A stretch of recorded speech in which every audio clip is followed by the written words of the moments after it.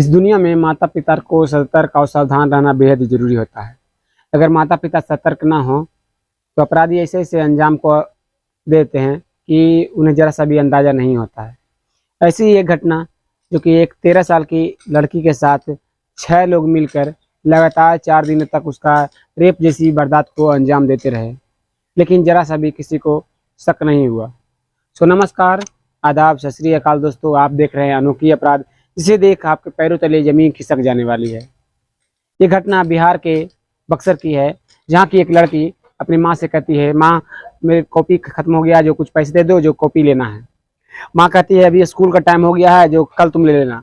लेकिन वह बच्ची जिद करती है कि कॉपी जरूरी है, नहीं तो कॉपी नहीं देगी तो वह स्कूल नहीं जाएगी। माँ कहती है ठीक है, पैसे ले लो और चले जाओ। माँ से पैसे लेकर वह घर से निकल जाती है। करीब आधे घंटे हो जाते हैं, माँ इंतजार करती रहती है, लेकिन जो वह लड़की थी जिसका नाम सिमरन था, वो अभी तक नहीं आ पा रही थी घर में। 1 घंटे बीत जाते हैं, फिर भी वो नहीं आती है। ऐसे ही माँ बाहर निकलती है घर से और अड़ोसी पड़ोसी से बातें करती है, कहती है मेरी बेटी को आपने देखा है कि अभी कॉपी लाने गई थी लेकिन अभी तक आई नहीं है। पड़ोसी कहते हैं कि उसे जाने का मन नहीं होगा स्कूल, इसलिए बहाने मारकर वो किसी के यहाँ चली गई होगी, सहेली के यहाँ। माँ पड़ोसी की बातें सुन घर में चली आती है, वो घर में आकर बैठ जाती है। लेकिन माँ की जो आंखें होती है अपनी बाल बच्चों के प्रति इंतजार करती हुई रहती है। उसके पिता जो कि एक किसान थे, वो खेतों में चले गए थे सुबह सुबह ही काम पर, और वो शाम कर आने वाले थे। माँ भी बैठी हुई थी। जब शाम को करीब 4 बज रहा होता है, उसके पिता घर आते हैं। वो पिता अपनी बेटी को घर में नहीं पाते हैं तो पूछते हैं कि आखिर सिमरन है कहाँ। माँ कहती है सिमरन सुबह जब स्कूल जाने से वक्त मैं उसे पैसे दी थी जो कि कॉपी लेने के लिए, वो घर से गई है लेकिन अभी तक नहीं आई है। ये पड़ोसी कह रहे हैं कि ये कहीं किसी के पास चली गई होगी। पिता को भी लगता है कि वो आ जाएगी, कुछ देर इंतजार करो। दोनों मिलकर इंतजार करते हुए रहते हैं। रात के करीब 9-10 बज जाते हैं, वो नहीं आती है। फिर सुबह बीत जाता है, नहीं आती है। ऐसे ही करीब 2-3 दिनों तक बीतता हुआ चला जाता है।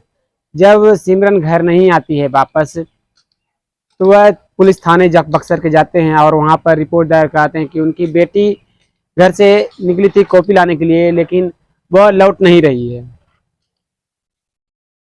पुलिस अपना कंप्लेन उसका दायर कर लेती है और कहती है कि जल्द इसकी तलाश की जाएगी।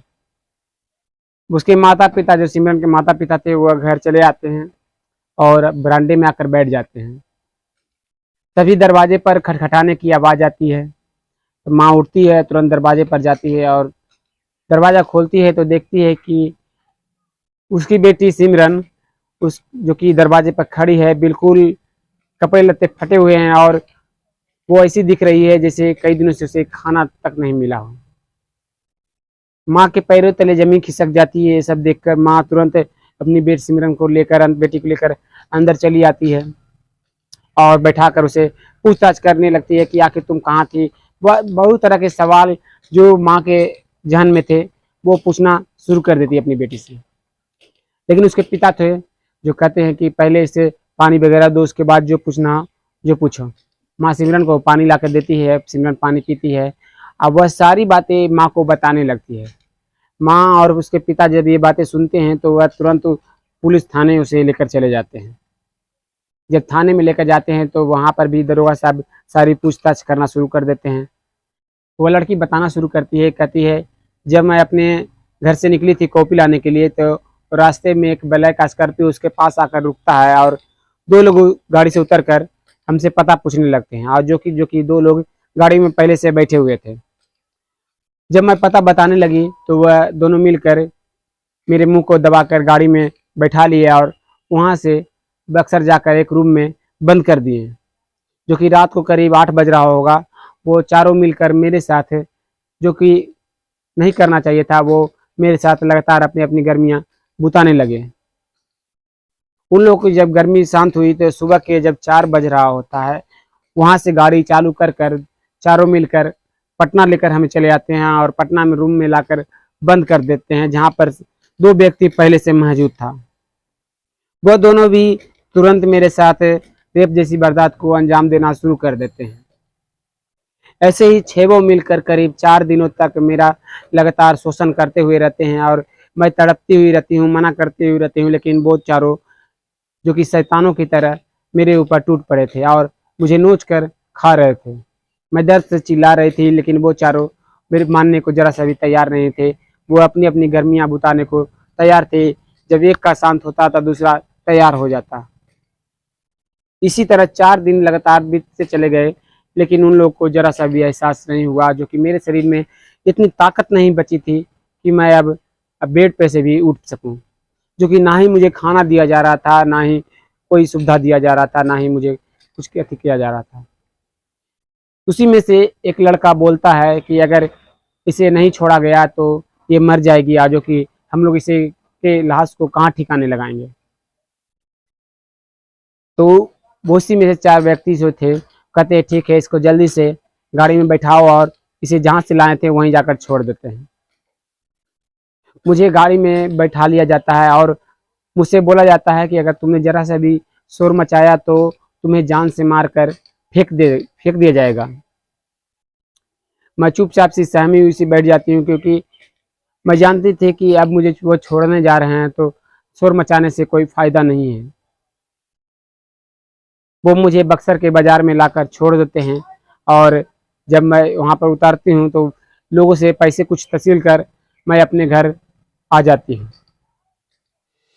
जब ये बातें दरोगा साहब वहाँ के सुनते हैं तो उनके पैरों तले की जमीन खिसक जाती है। वह तुरंत वहाँ के जितने भी सीसीटीवी कैमरे थे, कैमरे को जो फुटेज होता है एकत्रित कर सिमरन को दिखाया जाता है।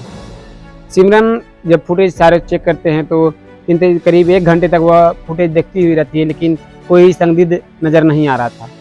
तभी एक सीसीटीवी कैमरे के फुटेज में वह 2 लोग थे जो अपराधी, वो दिखाई देते हैं। सिमरन उसे पहचान जाती है और वही बताती है कि यही दोनों थे जो उस दिन मेरे से पता पूछ रहे थे।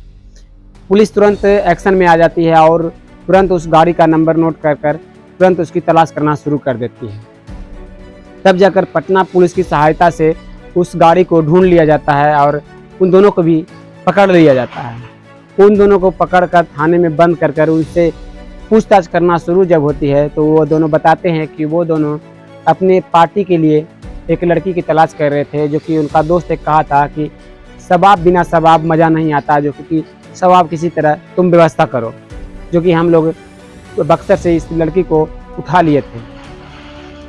ये बातें सुन पुलिस वाले उसे पीटते भी हैं और कहते हैं कि तुम इस तरह के अपराध जो अंजाम देते हो और भी कुछ पल के लिए, सुकून के लिए, और वो चारों कहाँ हैं। दोनों अपराधी बताते हैं कि वो दोनों अपने घर में ही होते होंगे, जो ये पता है।